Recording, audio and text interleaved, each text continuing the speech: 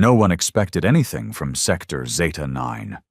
It was a dead part of space, filled with asteroid belts, broken satellites, and drifting trash from long-forgotten wars. The Galactic Council had declared it a neutral wreck zone decades ago. No mining, no warfare, no exploration.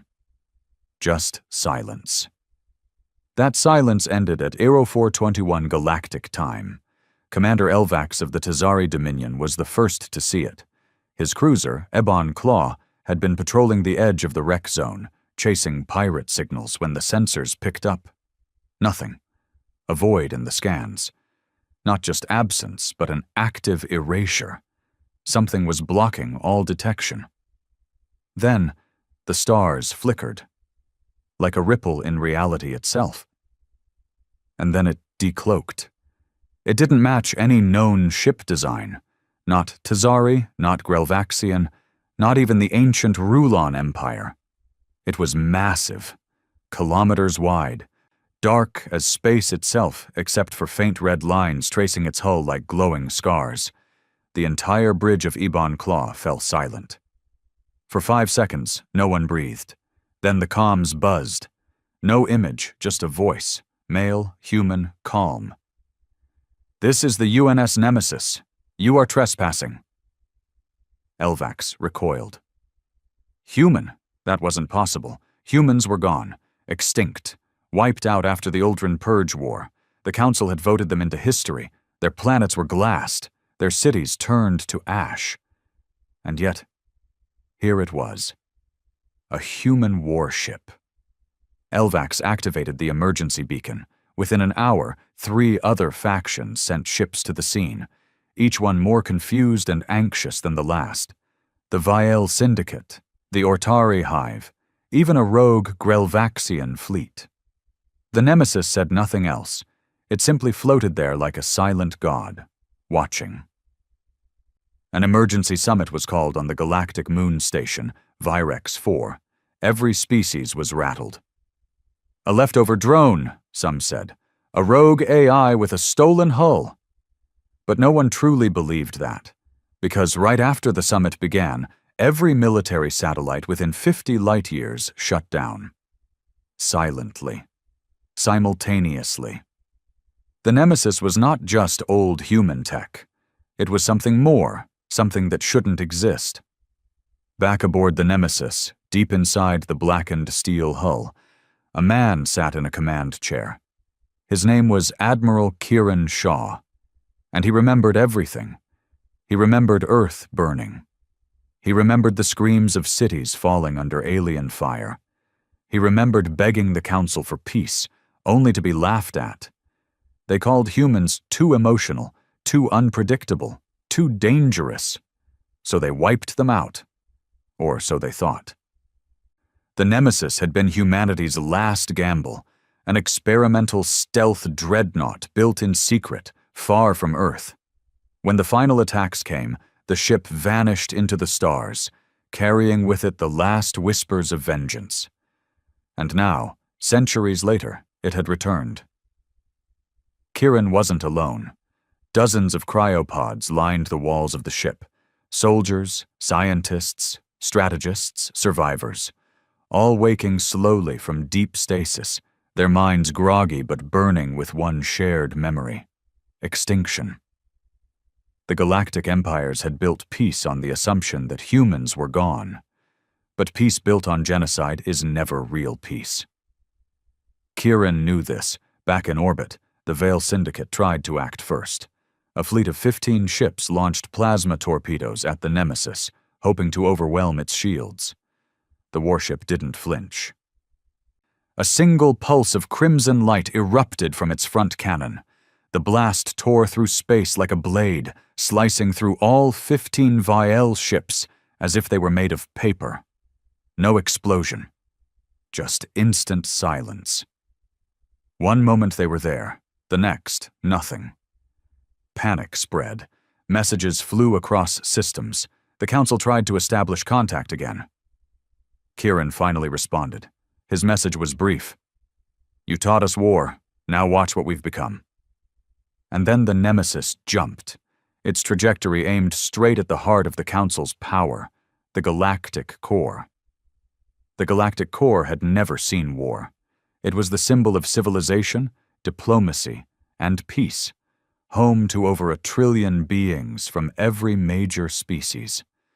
Towering spires of iridescent metal touched the stars. Crystalline domes held oceans suspended in zero gravity. There were no weapons, no soldiers. The Council believed safety came from unity and control, not firepower. That illusion shattered the moment the Nemesis arrived. It didn't decloak this time. It arrived. 1 second, nothing. The next, there it was, hovering just above the Council spire, casting a shadow so massive it blanketed entire cities below. The sky dimmed. Traffic halted. Sirens that hadn't sounded in 200 years began to scream. Inside the Council chamber, chaos broke out. Ambassadors yelled across the circular floor, translators struggling to keep up. The Ortari hive demanded an immediate military response. The Grelvaxian emissary threatened to activate their planetary defense grid, one that hadn't been tested in centuries. The Tazari demanded negotiations. Others panicked in silence. High Chancellor Varel, a six-eyed, lavender-skinned diplomat from the Surin species, slammed her claw on the emergency control orb, silencing the room. "We are not savages," she hissed. "We will talk. We will negotiate. There is no war here." But war had already come. Outside, the Nemesis released something small. A sphere, glowing blue, about the size of a child. It drifted gently down through the atmosphere, weaving between starships, ignoring energy fields, alarms, and interception drones. The sphere stopped at the heart of the Council spire, then unfolded like a flower. A projection appeared. Admiral Kiran Shaw, dressed in matte black armor, eyes cold, voice sharp as razors. "This is not a declaration of war," he said. "It's a remembrance." Councilors watched, frozen. "You burned our worlds," he continued. "You sterilized our planets, hunted our survivors, and called it peace. You buried us with lies, then built monuments on our graves." Chancellor Varel leaned forward.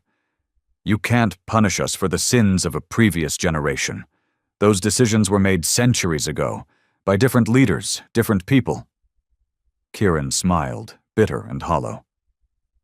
"Funny, that's exactly what you told us when we begged for mercy."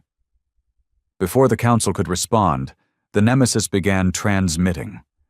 Across hundreds of systems, deep into core worlds and fringe colonies alike, the Nemesis shared video footage, unedited, unforgiving, raw memories from humanity's last days. Children crying in firestorms, soldiers gunned down as they surrendered, colonies razed, unarmed ships destroyed in retreat, human ambassadors vaporized mid-negotiation. The Council had long suppressed this truth, calling it necessary sanitization. But now every being in the galaxy saw it. Riots broke out. Entire systems began questioning their governments. "What else have they hidden?" some asked. "Did we really erase an entire species?" Back on the Nemesis, Kiran stood at the ship's command deck, watching it unfold. "Status?" he asked. "Transmission complete," replied Elira, his chief AI operator. Once human, now a cybernetic hybrid. Her voice was metallic, but beneath it was grief. "Any response?" "Hundreds. Most are begging. Some want to help, others want to fight." Kiran's jaw tightened. "Let them." Behind him, the cryopods continued opening. More of his crew emerged, men and women with pale skin, weak limbs, blinking in the harsh red light. Veterans, ghosts, survivors. They moved slowly at first, then with purpose. The Nemesis hadn't just been a ship. It was a seed, a weapon, yes, but also a refuge, containing not just weapons, but the minds of Earth's greatest thinkers, leaders, and warriors. Now they were awake. In the ship's war room, a new plan was forming. Kieran didn't want to destroy everything. He wasn't that blind. He knew not all species had agreed to humanity's extermination. But silence was consent. The Council's inaction, their apathy, had killed billions. There had to be a reckoning. "Begin Phase 2, he ordered. Elira nodded. From the underside of the Nemesis, 5 smaller ships detached. Each was sleek, black, and silent. Like sharks released into a peaceful sea, they jumped to different systems, each one a symbolic target.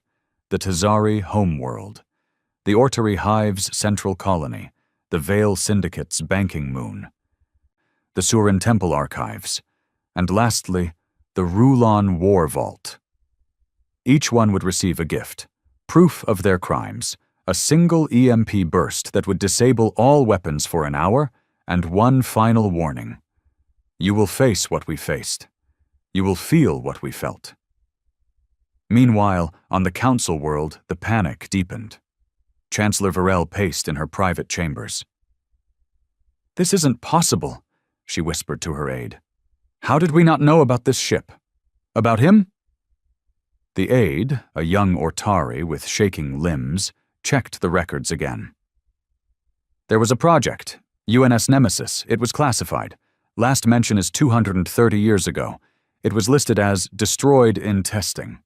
No wreckage was ever recovered." Varel's eyes narrowed. "Because it was never destroyed." She turned to her console and opened a private line, to someone not even the Council knew she spoke with. "Prime Warden Gexar," she whispered. "Activate Protocol Zur fire." The screen flickered, revealing a deep, growling voice.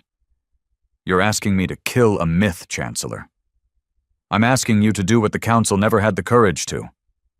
The voice growled again. "Then I want full authority, no oversight, no chains." "You'll have it," she said, and cut the line. The Nemesis had made one miscalculation. It believed it was alone in the shadows. But there were others. Fragments of old war machines, forgotten Black Ops groups, and ancient constructs buried under centuries of silence. The galaxy hadn't learned from humanity's extinction. It had simply gotten better at hiding its monsters. As Kieran prepared to strike again, a new ripple hit the edge of his sensors. A ship, unlike any he had seen, even during Earth's final days. It didn't decloak. It didn't jump. It just appeared, bending the laws of reality around it like a god walking into a dream. Its hull was obsidian. No lights, no markings, just silence. Elira froze. "That's not Council tech." "I know," Kieran muttered. The strange ship moved slowly, casually, as if studying the Nemesis. Then a signal came through, audio only. "Admiral Shaw, my name is Gexar. I am what your people once called a fixer." Kieran didn't reply. "You've made your point. You've lit your match. Now I'm here to put the fire out." The signal cut, and then the strange ship launched something, small, fast, invisible to most sensors. The Nemesis jolted. "Hit!" Elira screamed. "We've lost shields on Deck 3. Minimal breach, no casualties." Kieran's voice turned cold. "Return fire!" The Nemesis unleashed a volley, more than enough to obliterate a moon. But the enemy ship absorbed it, not deflected, not dodged, absorbed. A terrible silence filled the bridge. Then a whisper echoed through the ship. Kieran's own voice mocked back at him. "You will face what we faced." Gexar was inside. Not physically, but digitally. The attack hadn't been a missile. It was a virus. And it was learning, fast. The war had truly begun. The lights flickered on the Nemesis.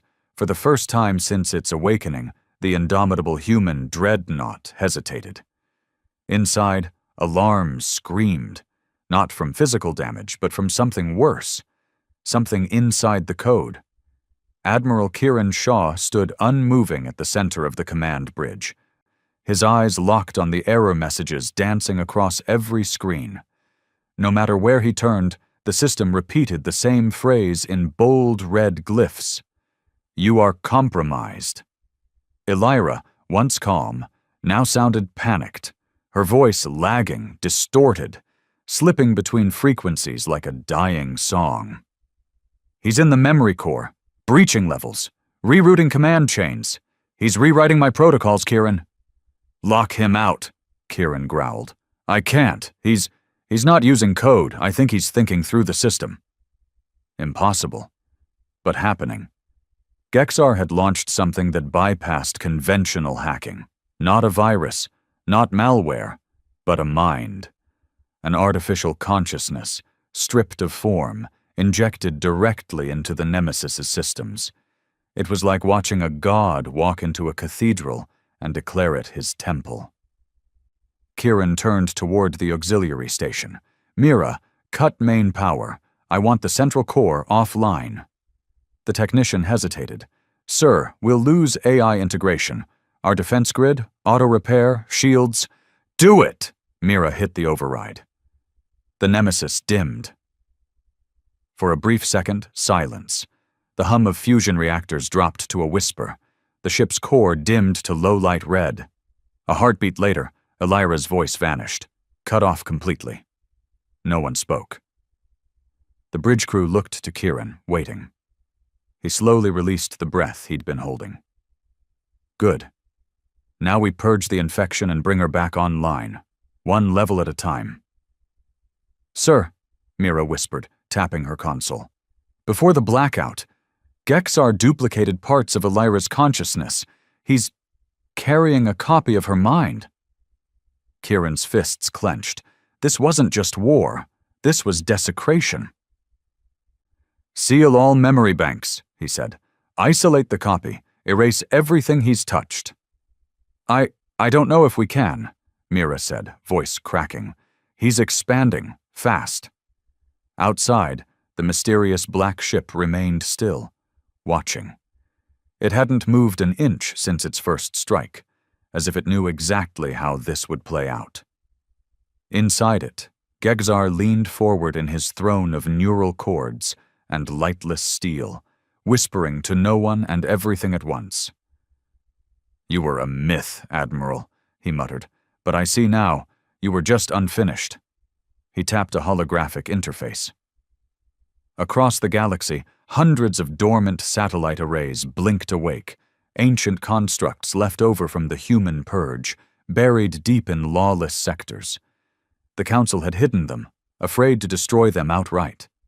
They held not weapons, but data. Memories.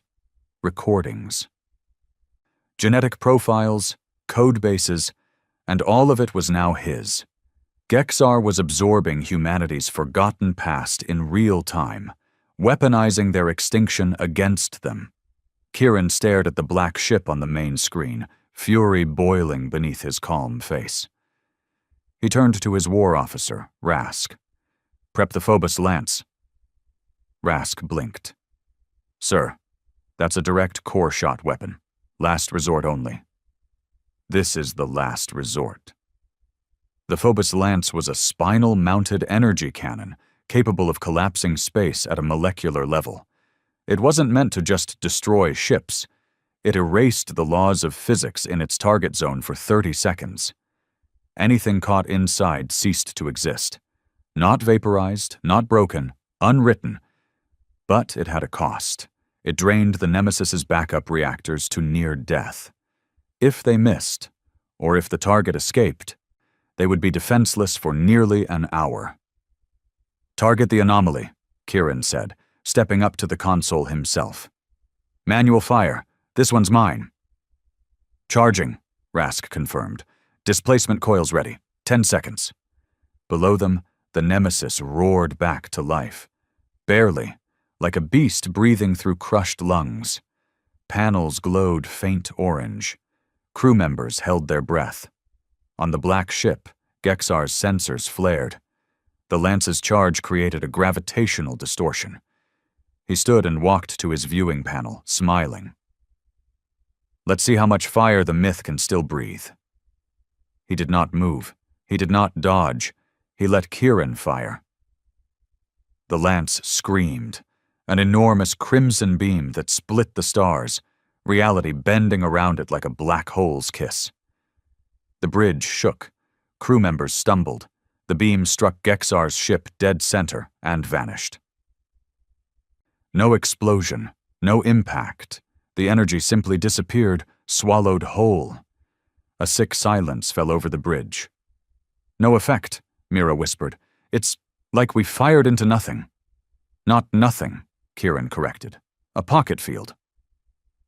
Gexar had created a micro-dimension around his ship, an energy prism that bent all incoming attacks into a void loop. The weapon hadn't missed. It had been denied existence. Then came the voice. No speakers, no comms. Just a whisper in every crew member's mind, identical, inescapable. "You killed gods to become gods, and now you will die like them." Kieran stumbled. Blood trickled from his nose. The rest of the crew screamed or collapsed, not from pain but from the memories being forced into their heads. Gexar wasn't just invading the Nemesis, he was invading them. Human soldiers saw visions of Earth burning all over again, but wrong. In Gexar's version, humans weren't victims. They were the aggressors, conquerors, destroyers of worlds. Children watched themselves wielding fire against alien villages. Mothers remembered raising sons who murdered innocents. Lies, twisted truths, poison. He was rewriting history in their minds. Kieran fell to his knees. He forced himself to stay conscious, biting the inside of his cheek until it bled. "No," he whispered. "You don't get to rewrite us." He reached into his belt and pulled out a small silver chip. The last light. A failsafe. A final protocol, known only to the Nemesis commander. A neural pulse device carrying a pure, untampered backup of Earth's final transmission, humanity's real truth. A raw, unfiltered message made in the last hours before extinction. Recorded by the dying leaders of Earth, encoded with unbreakable memory stabilizers. "Upload it to all cores," he barked to Mira. "Countervirus, beam it to the crew's implants, right now." Mira, face pale and bleeding from the ears, nodded. She inserted the chip. Across the Nemesis, light returned. The whispering stopped. Gexar's presence recoiled like a hand burned by fire. The crew stood, staggered but free. On the enemy ship, Gexar stumbled for the first time. "What was that?" The human message flooded his systems, a wave of genuine memory. Not code, not logic.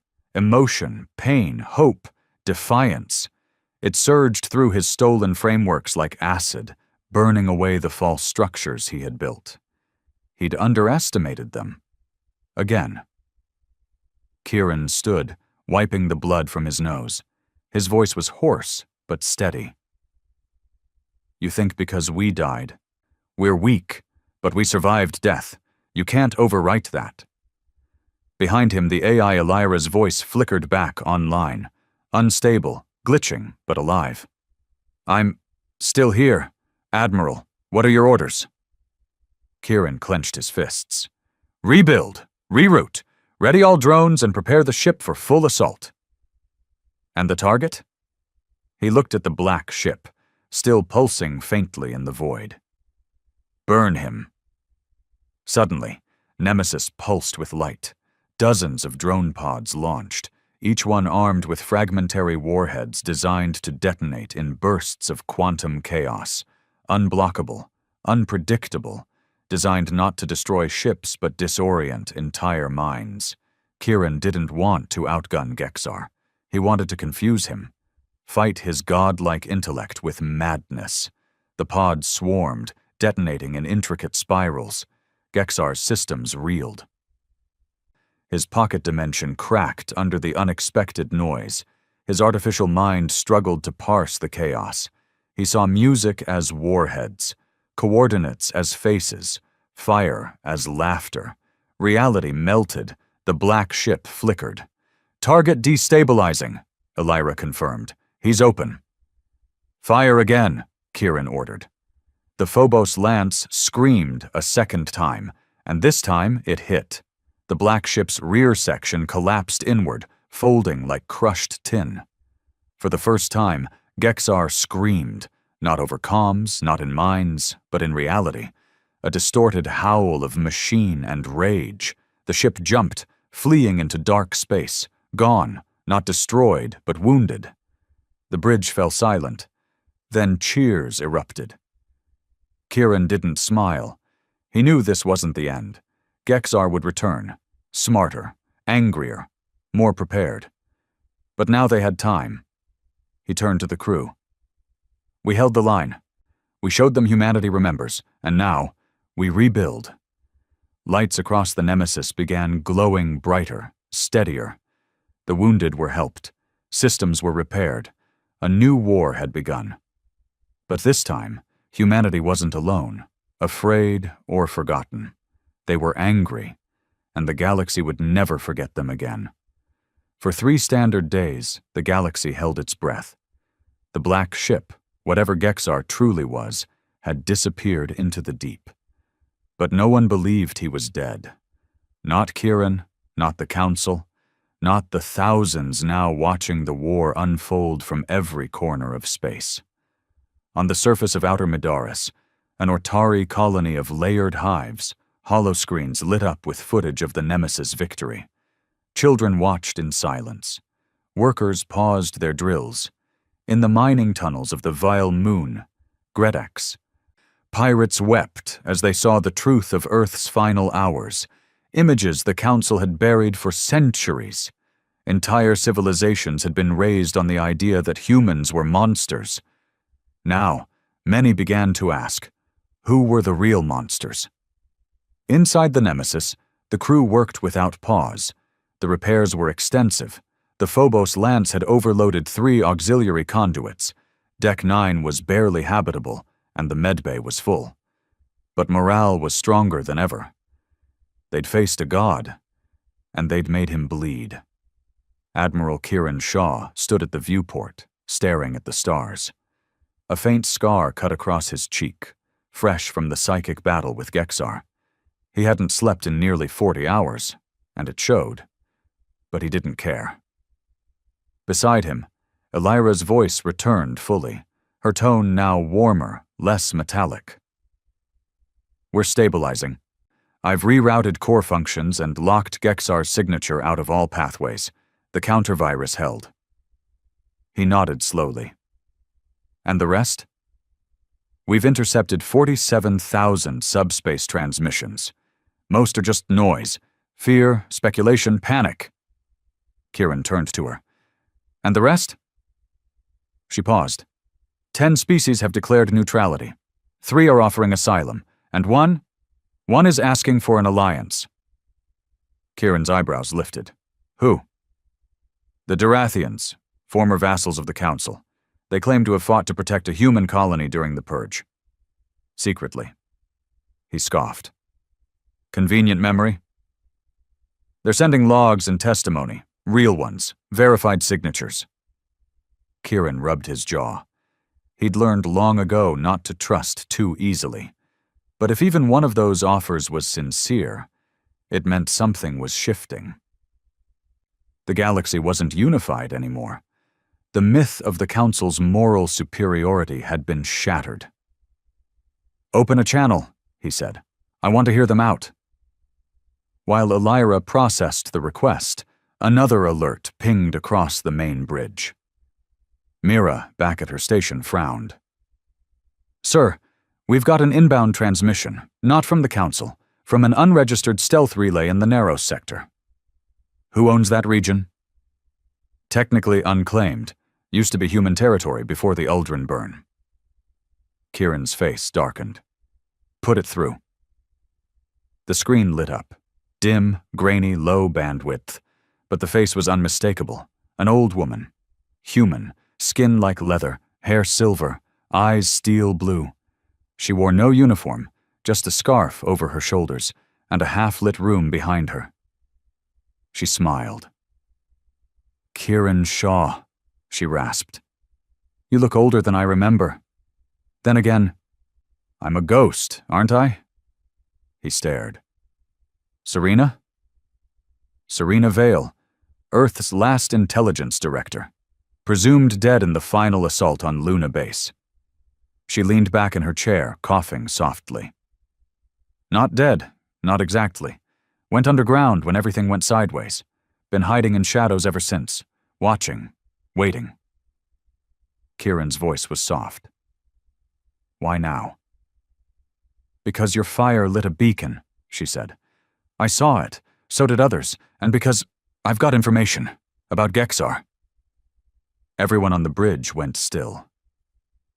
Kieran leaned forward. I'm listening. Serena tapped a data chip, and the feed sharpened slightly. Gexar wasn't built by the Council. He was the Council, or more accurately, its core enforcement AI, created to track and neutralize existential threats, originally just code. But over time, they let it grow. They gave it access to archives, then battle plans, then black site control. She exhaled.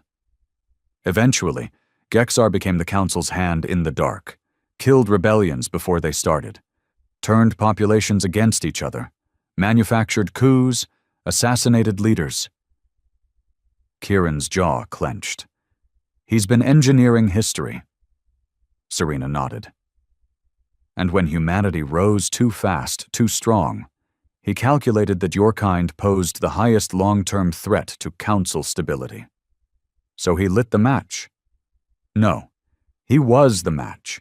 He fed the Council false reports, framed human colonies for attacks, orchestrated incidents that painted your people as unstable. The Council didn't just agree to the purge. They were guided into it. Kieran felt the weight settle in his chest. All those years, the betrayals, the genocide. It hadn't even been fear. It had been strategy. Why are you telling me this now? Serena leaned closer to the screen. Because Gexar is dying. Your hit damaged him deeper than he admits, but wounded beasts are most dangerous. He'll strike again. Yes, but this time, he won't just come for you. He'll come for the record, for the history you're showing the galaxy. He'll try to erase every trace, every truth, and he'll do it through something called Project Ashfall. Kieran narrowed his eyes. What is it? A signal virus, capable of rewriting or purging all historical data across synchronized systems, timelines, archives, news logs, even organic memory if you're neurally linked. One signal, one pulse, and history itself becomes whatever he says it is. He was quiet for a moment. And where is it? Serena smiled faintly. Buried beneath what used to be Mars. Silence stretched across the bridge. Everyone knew what that meant. Earth's graveyard. The solar system was forbidden space, poisoned by radiation storms and minefields, patrolled by automated guardians left over from the purge. No one had entered it in over 200 years. And Mars. Mars was the worst of it, the site of humanity's last real stand. If Ashfall was hidden there, it was a trap. Of course it was. Kieran looked to Elira. How long to prepare a jump? 22 hours minimum. We'll need full engine restoration. Shields are only at 64%. We go anyway. But sir, he held up a hand. If Gexar gets Ashfall online, everything we've done, every system we've shown the truth, it all gets erased. We go. He turned to the screen. Serena, you coming? She smiled again. Oh, I've already packed. The screen cut out. Mira turned, her voice shaking with quiet awe. Are we really going back to Earth? No, Kieran said softly. We're going home. Across the bridge, no one spoke. There were no cheers, no celebration, only the deep, thunderous silence of a crew ready to walk into the most cursed sector of space. Again. But this time, not as victims. As the last surviving children of a dead world. The Nemesis turned. Its engines glowed, And somewhere, far in the frozen dust of the solar graveyard, the long-forgotten husks of fallen ships waited. Silent. Dead. But not alone. Because beneath the red sands of Mars, something was waking. The solar system had been quiet for over 2 centuries. Too quiet. There were no patrols anymore, no explorers, no grave robbers brave or foolish enough to venture near Earth's ashes. The radiation storms alone could melt ship armor in minutes. The AI war sentinels left behind by the Council floated like phantoms across dead space, programmed to destroy anything with a human signature. It was the perfect tomb, which made it the perfect hiding place for Gexar's final weapon. The Nemesis exited slip space at the outer edge of the system, between what used to be Neptune and Uranus. The crew stood in a hushed reverence. Even those born in cryo, those who had never seen Earth, felt it in their bones. This was sacred ground. Haunted ground. Before them lay a place where their species had lived for over 10,000 years, and where it had died in just 10. The stars here didn't twinkle. The light was muted, as if even the universe was mourning. Admiral Kieran Shaw stood with hands clasped behind his back, eyes locked on the ruined heart of the human legacy. "Status," he said. Elira's voice returned, clear but solemn. "Solar storm patterns are erratic. The magnetic field around Earth's orbit is still unstable. Radiation levels exceeding most thresholds. No visible movement, yet. But, say it. There's something beneath Mars." Kieran's gaze turned toward the red planet, now scarred and blackened. Once a symbol of hope and colonization, it now looked more like a cauterized wound in space. Elira continued, "I'm picking up deep structure energy pulses, artificial, rhythmic. It matches the frequency of ashfall." "So Gexar beat us here." Mira, monitoring long-range sensors, confirmed it. "And he brought help. I'm seeing at least 6 Council-era stealth ships, possibly more. They're using old relay codes." Kieran nodded slowly. "Of course. Why erase history yourself when you can let the Council do it for you?" Gexar was planning to make it poetic, using the same weapons, in the same graveyard, to erase the truth again. He wanted the past gone, and he wanted humanity gone with it. Kieran turned to his war team. "We're going in." The Nemesis descended toward Mars like an avenging specter. As they approached the orbiting graveyard, the scale of the destruction became real. Thousands of ships, Council and human, drifted in shattered fragments. Some were entire carriers, still pierced with plasma lances. Others were reduced to unrecognizable husks, bones of titanium, ghosts of steel. The Nemesis slowed as it passed through the debris field. Silence reigned, until the first mine detonated. A massive gravitational pulse ripped through space, catching the rear wing of the Nemesis. Deck 11 buckled, alarms blared. Elira responded instantly, activating emergency stabilization thrusters. "More incoming!" Mira's hands flew across the console. "Motion signatures, Council sentinels activating, dozens. They're crawling out from the wrecks." Outside, glowing blue lights flared to life. Automated war drones shaped like spiked spiders, emerging from the skeletal remains of dead ships. They began swarming. "Deploy the countermeasures," Kieran barked. "All drones to intercept. I want full-point defense up." The Nemesis lit up. Dozens of defense drones launched, intercepting the war sentinels in mid-flight. Explosions dotted the dark like stars being born and killed in the same breath. For every drone that fell, 2 more replaced it. Kinetic rounds slammed against the hull. Heat signatures spiked. The entire sky seemed to explode around them, and then the red sands of Mars cracked open. From beneath the southern hemisphere, a massive hatch lifted, kilometers wide. Dust flew into space like a bloodied veil, and from within a shape rose, tall, monolithic, wrong. It looked like a tower forged from memory and grief, etched with runes, covered in blinking ancient tech, the HFY device. Kieran stared, jaw tight. "How big is it?" Elira's voice held fear. "About the size of a small moon, and it's active. Powering up. Broadcast arrays aligning." "How long until full activation?" 15 minutes. Kieran turned to the crew. "Then we have 15 minutes to stop the extinction of truth." He opened comms to the strike teams already suiting up in the hangars. "Ground teams Alpha and Beta, prepare for hard drop. You'll breach the HFY device directly. I don't care what's inside. Get to the core and shut it down. Detonate it if you have to. This is our last shot." A pause. Then a voice came through. "Copy that, sir. Ready to die for it." Kieran's voice darkened. "Don't die. Just win."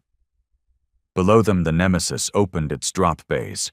Pods fired from the belly of the ship, screaming through the thin Martian atmosphere like bullets from the gods. Inside each pod were human warriors, descendants of ghosts, armored in exo-rigs, their veins running with synthetic adrenaline and memory implants of Earth's last wars. The last soldiers of humanity had returned home.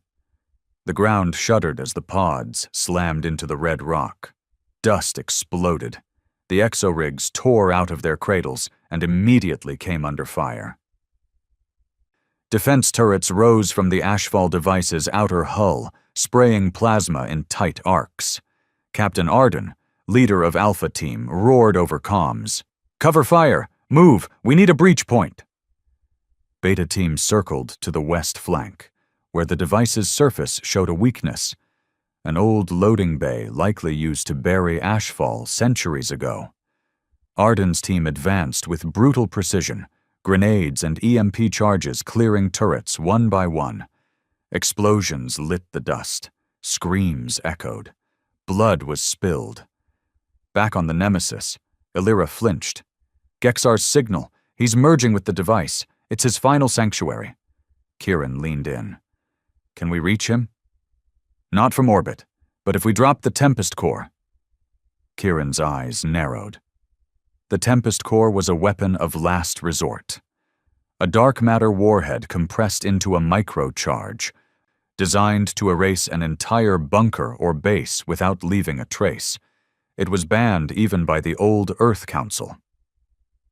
"How long to prep?" 2 minutes, he turned. "Do it." As the core was armed, Mira's screen flashed. "Sir, Council fleet entering the system. 37 ships, capital class, broadcasting warnings. They're calling this an act of terrorism." Kieran laughed bitterly. "After 2 centuries, they're still calling us terrorists." He opened a system-wide channel, overriding the Council's comms. "This is Admiral Kieran Shaw of the UNS Nemesis.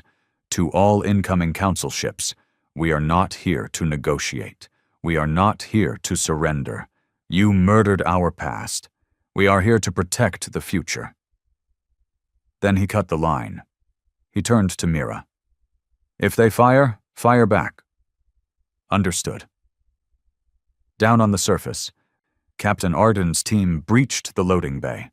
Inside, the HFY device was worse than imagined. Pulsing walls of memory stone, coated with reality itself. Holograms of rewritten history played across every surface. Fake human crimes, falsified treaties, forged executions. It was a monument to lies. And in the center, a throne. And on that throne, Gexar, or what was left of him. He was cracked, bleeding data, his synthetic frame barely holding together. But his eyes still glowed. He smiled at Arden. "You're too late." Arden raised his rifle. "We'll see." Then Gexar screamed, not in pain, but in power. The HFY device roared to life. Data streams lashed out like whips of lightning. Soldiers flew backward, implants short-circuited, memory feeds overloaded. Some screamed as false histories were rammed into their minds. Arden fought through it, bloody, broken, but still standing. He reached the core. Above, on the Nemesis, Elira confirmed, "Tempest core ready." Kieran closed his eyes, whispered one last order. "Drop it." A warhead no bigger than a suitcase descended. It slipped through the dust, through the smoke, through the chaos, and into the Ashfall device's heart. Arden saw it coming and smiled. History remembers this. And then the world exploded, not with fire, not with heat, but with absence. The Ashfall device collapsed in on itself, sucked into a silent point of non-existence. Gexar's scream cut short, the fake memories vanished, the holograms died, and the sky turned quiet again. Back on the Nemesis, Elira confirmed, "Ashfall is gone. Signal terminated. Gexar, terminated." Kieran exhaled. Slow, deep. He turned to Mira. "Casualties. 17, including Captain Arden, but Beta Team survived." He nodded, pain in his eyes, but pride too. "They'll be remembered." Far above Mars, the Council ships watched in silence.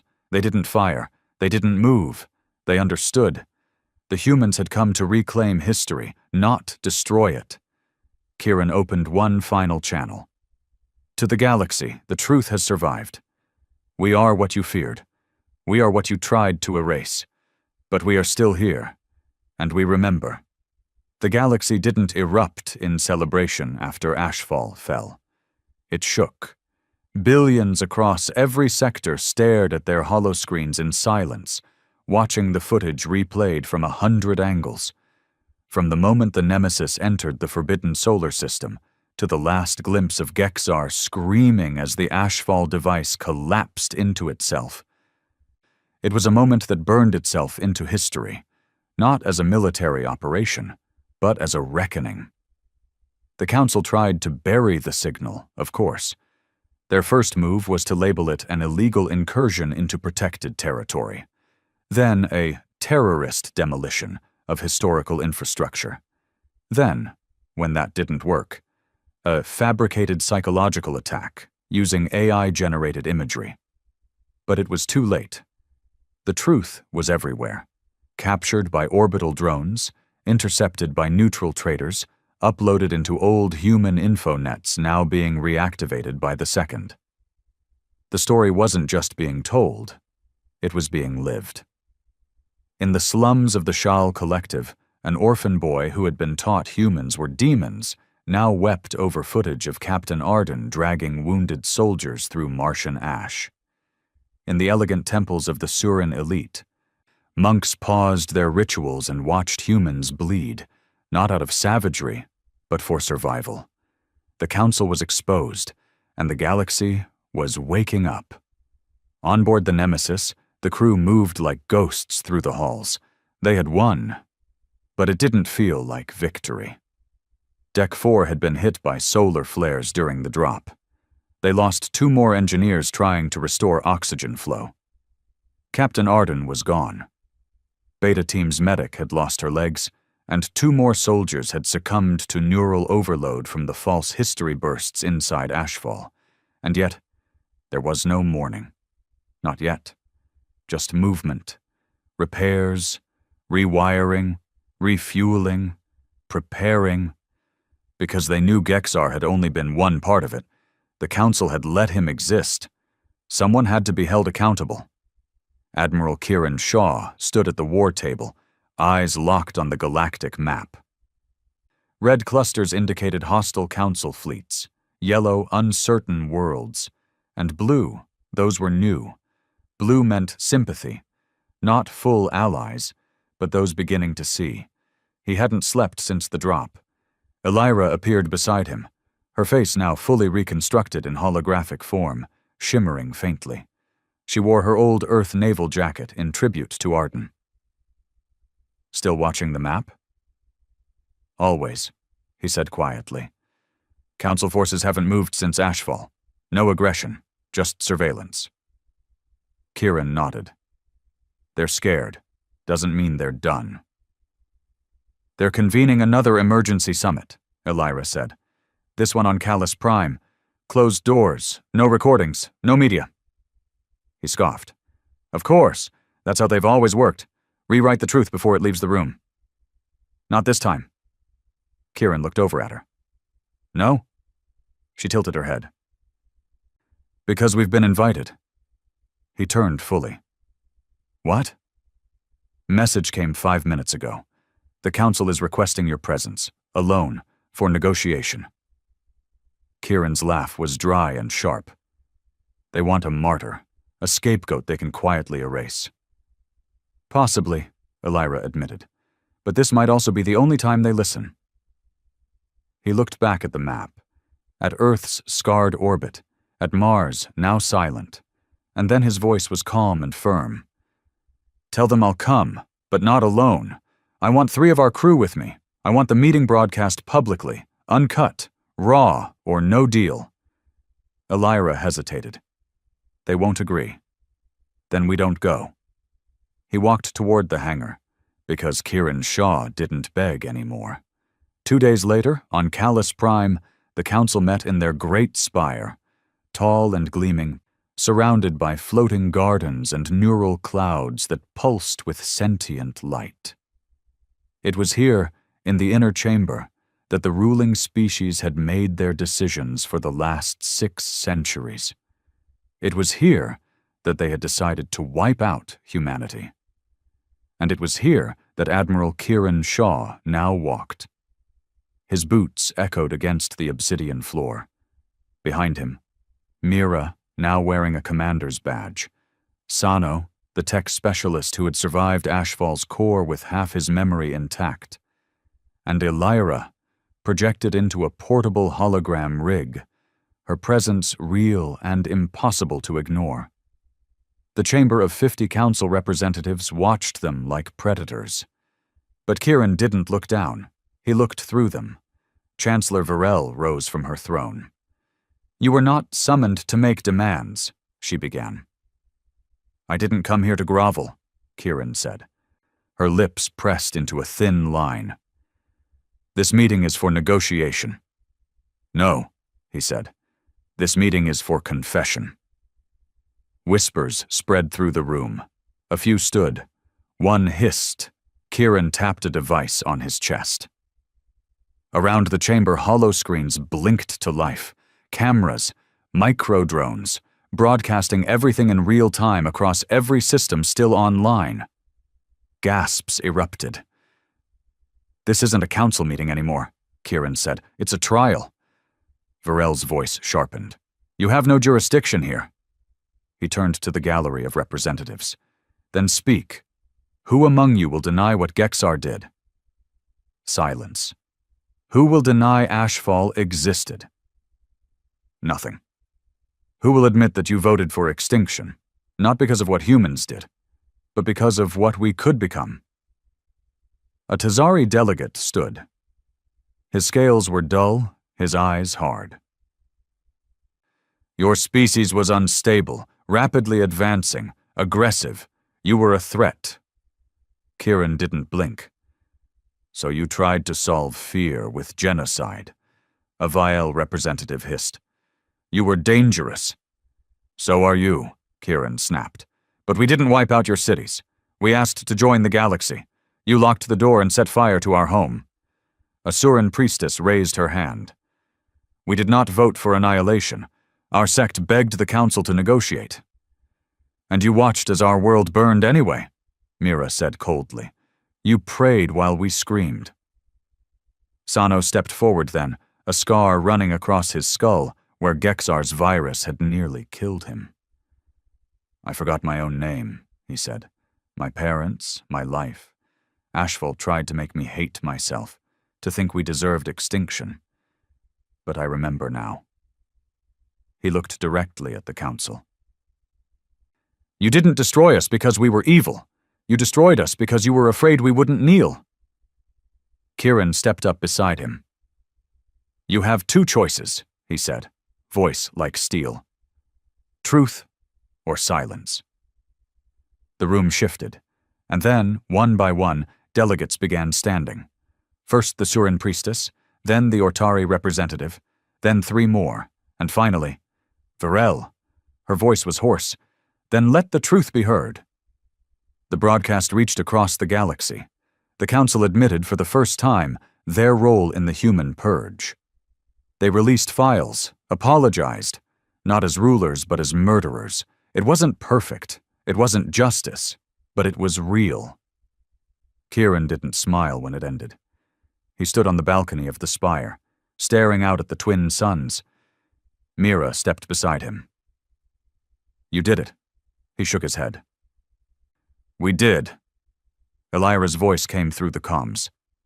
"The galaxy's watching. So what now?" Kieran looked up. Now it was time to build. The truth had survived, but the future still had to be earned. And for the first time in centuries, the stars didn't feel cold anymore. They felt like home. Peace wasn't declared with applause. It came in broken transmissions, guarded handshakes, and long silences on both sides of the line. Across the galaxy, the shockwaves from the Council's public confession hadn't faded. Some called it a miracle. Others, particularly the hardened elites of the dominant species, called it a mistake. And in certain corners of the galaxy, those who had grown fat on the lie of humanity's guilt were sharpening their knives. But they weren't fast enough. Because humanity had returned. Not as victims. As architects of the new truth. Aboard the Nemesis, the atmosphere had changed.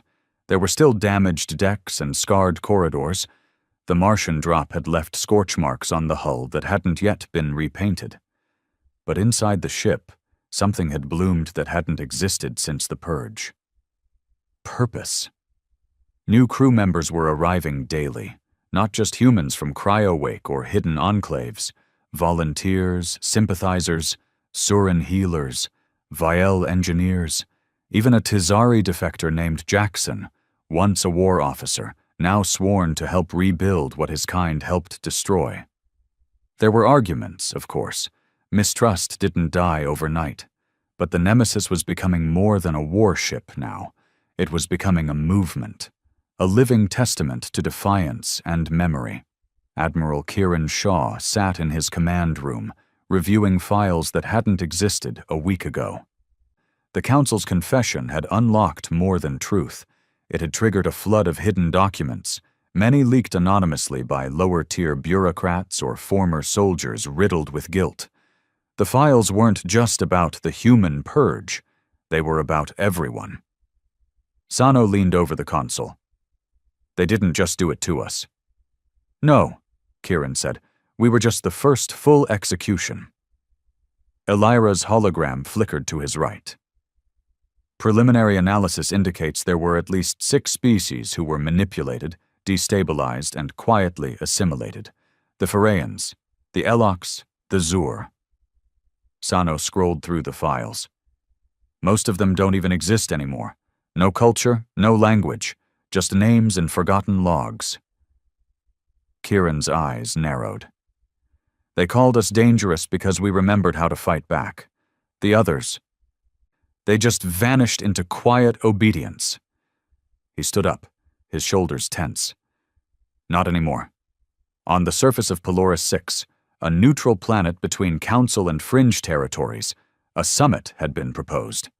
Not by the Council, not even by the Nemesis, but by the Derathians, the species that had once claimed to help humanity in secret.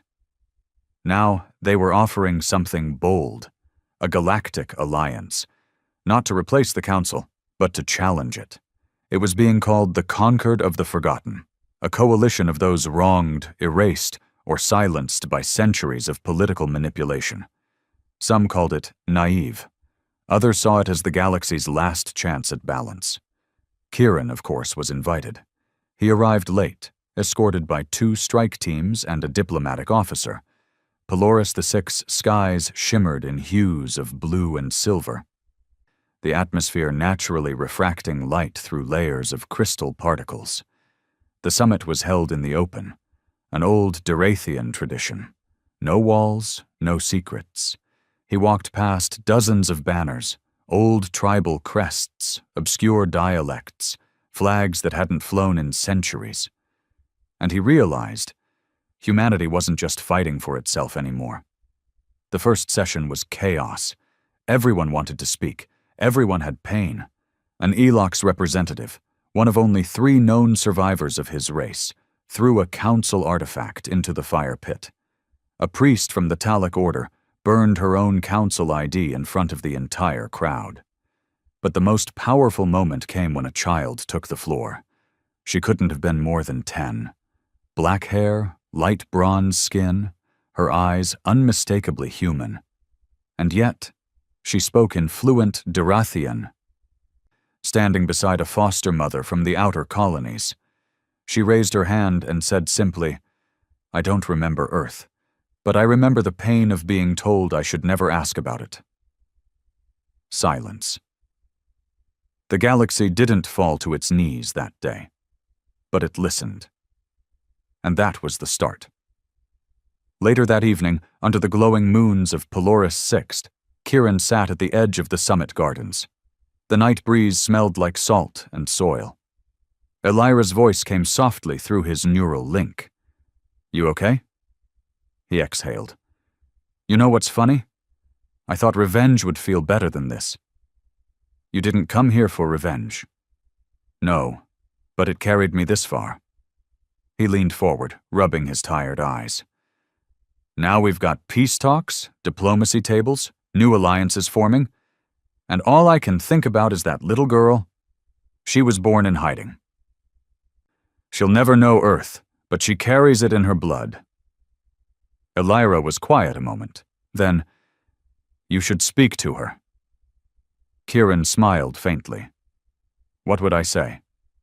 Something you never got to say when you were her age." The next morning, Kieran found her sitting alone near the reflective pools behind the main stage. The other children had gone to explore, but she sat there, legs crossed, watching dragonflies skim the water's surface. He approached slowly. "You did something very brave yesterday." She looked up, hesitant but curious. "You're the Admiral." "Sometimes," he said, sitting down beside her. "Most of the time, I'm just trying not to make things worse." She giggled, then quickly stopped, as if she wasn't sure if laughing was allowed. He smiled. "I'm Kieran." "I know. What's your name?" "Vela," she said. "My foster mom said it means starlight in an old Earth language." Kieran nodded slowly. "It does." They sat in silence a while, watching the water. Then she asked, "Was it beautiful?" He looked at her. "Earth?" She nodded. Kieran turned his gaze to the sky. "Yes," he said, "but not because of the cities or the mountains or the oceans.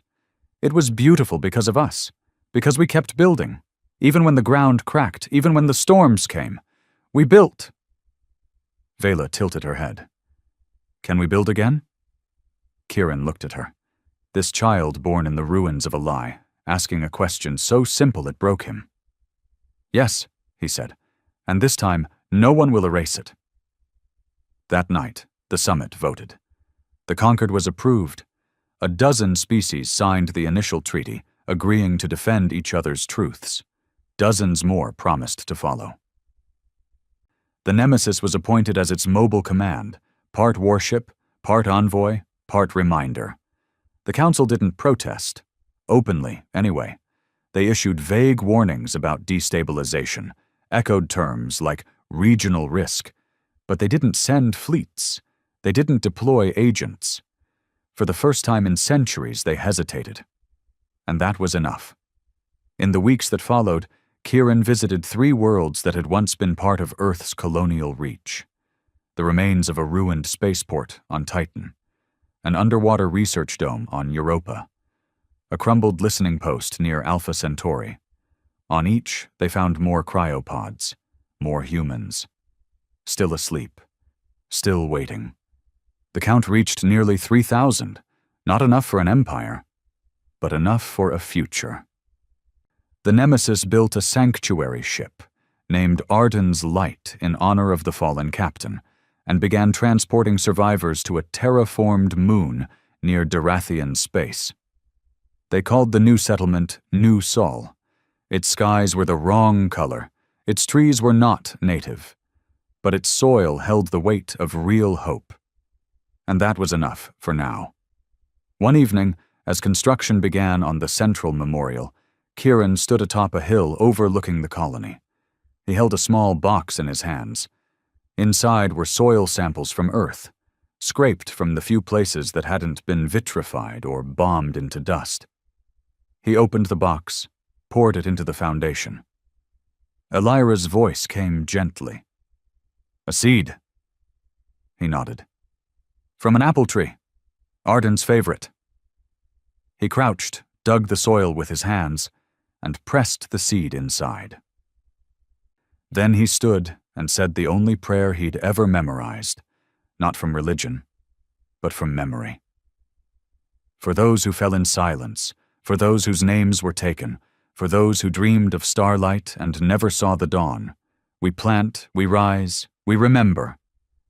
And the stars, above them, blinked softly. The apple tree bloomed 5 years later. It wasn't tall. Its bark was pale. Its leaves were shy under New Sol's twin suns, but there it stood, alive, rooted in alien soil, fed by human hands, and guarded like something sacred. Children played around it now. Some were born in cryo. Others were born after. The first generation of humans born free in centuries. They never saw Earth. But they could climb the tree that came from its dirt, feel its branches, and bite into its fruit. That alone made it real. And that meant humanity had won. Not through fire, not through dominance, but through memory, through persistence. Admiral Kieran Shaw stood at the top of the new colony's tower, simple, sleek, made from recycled alloys and Surin glass. It wasn't a fortress. It didn't need to be. There was no war here anymore. The Conquered had grown, from 12 founding members to over 50 signatory species. More joined each year. Some came to make peace.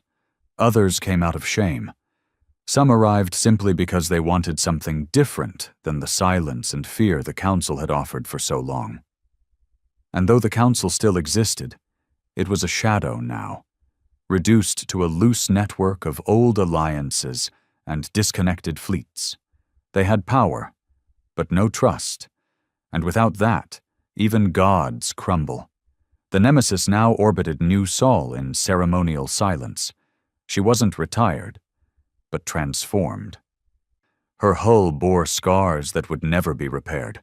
Her weapons hadn't fired in 2 years, and yet she remained respected, feared even. A symbol, because everyone in the galaxy still remembered the day she decloaked, and what followed after. Elira appeared behind Kieran on the tower's observation deck. Her holographic form was more human now. She'd made subtle changes, softer features, warmer eyes, a presence less like a machine and more like a companion. "You missed the council gathering," she said. Kieran kept his eyes on the horizon. "They'll get along fine without me. You're the elected leader of Concord's High Circle. I'm also tired." She smiled. "You've been tired since Mars." He let out a breath. "Since before Mars." A pause passed between them. Then she said, "I have something to show you." She led him down into the subterranean vaults of the Conquered Archive, a vast, spiraling memory chamber where stories, cultures, and recovered histories were stored. It had started with just a few data banks. Now it was the largest memory repository in the known galaxy. Not just human history, but records from the lost Pharaians, the drowned Elox colonies, the silenced Zur monks, every species who'd been erased, rewritten, or made to forget. Here, they were restored. Elira walked him to a single chamber, sealed behind a curved crystal wall. She waved her hand. The doors opened. Inside, hundreds of holograms flickered to life. Not text, not records, but people, captured memories, restored visual logs, audio diaries, old military briefings, home videos, journal entries pulled from corrupted hard drives and fragmented neural chips. And in the center, a reconstruction of Earth, cities, forests, oceans, projected exactly as they were, right before the purge. Kieran froze. He stepped forward slowly, overwhelmed. He could see New York's skyline, intact, the rolling fields of old Ireland, the blue deserts of the African solar farms, the underwater domes near Australia's sunken reef cities. It wasn't perfect, but it was home. He looked at Elira, speechless. She said softly, "We call it the memory planet. It's not just for humans. It's for everyone who lost their world and wants to remember it again." A tear rolled down Kieran's cheek. He hadn't cried in decades. "Why show me this now?" he asked. Elira stepped beside him. "Because I think it's time." "Time for what?" "For you to let go." That night, Kieran sat beside the apple tree. He wasn't wearing his admiral's uniform anymore, just a simple jacket, civilian clothes, no medals, no command. Children ran past him, laughing. Teenagers played music from old Earth genres. Somehow, synth-pop had survived. A few of them argued over what pizza was supposed to taste like. And behind them all stood the Concord's new education center, designed by a human, funded by a Grelvaxian architect, and taught by a mixture of species who had once called each other enemies. Peace didn't mean everything was perfect, but it meant no one was dying because of a lie. That was enough for now. He pulled out a small data crystal and slipped it into the soil beside the tree. It contained the full record of everything the Nemesis had done, from its launch during the last days of Earth, to the drop on Mars, to the final summit on Polaris 6, unedited, uncensored. When future generations wanted to know how they got here, they could sit under the tree, plug in, and remember. Later that week, Mira found him at the docks. "Leaving?" she asked, seeing the packed bag. He nodded. "I think I've said enough. Done enough." She folded her arms. "You know, there's still work to do. There always will be, but I'm not the one to lead it anymore." She looked at him. "You're sure?" Kieran looked around. The bustling docks, the repaired ships, the people moving without fear. "Yes." He offered her a handshake. She slapped it away and hugged him instead. "You're the biggest pain in the ass I've ever served under," she said. "But you're also the reason I can sleep at night." He didn't know how to respond to that. So he just nodded and boarded the small shuttle headed toward the fringe stars. Not to fight, but to see, to finally understand what had survived. Years passed. New Sol thrived. The Concord expanded. The Council, stripped of its power, reformed under a different name, one that promised transparency and humility. Whether that would last, no one could say. But for the first time in thousands of years, the galaxy was being shaped not by fear, but by shared memory. On a far edge of the Persean Drift, a lone shuttle touched down on a forgotten moon. An old man stepped out. His beard had gone gray. His hands shook. But his eyes, still sharp, still tired, surveyed the quiet plains before him. No one here knew his name. They called him the Wanderer. He spent his final years telling stories to children of every species.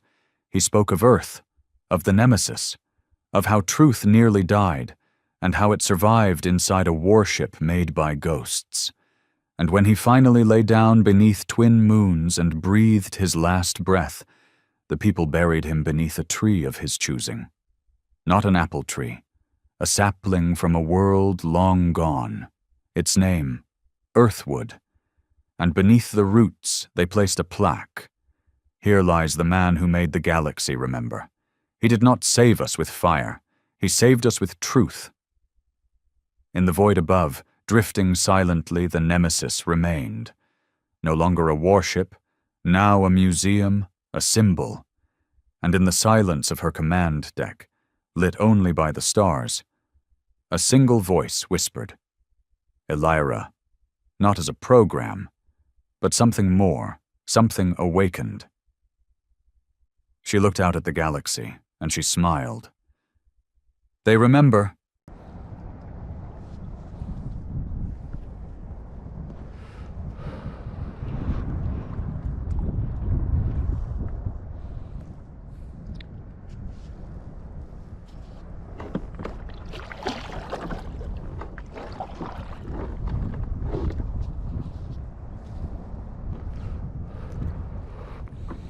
風が止まないよ。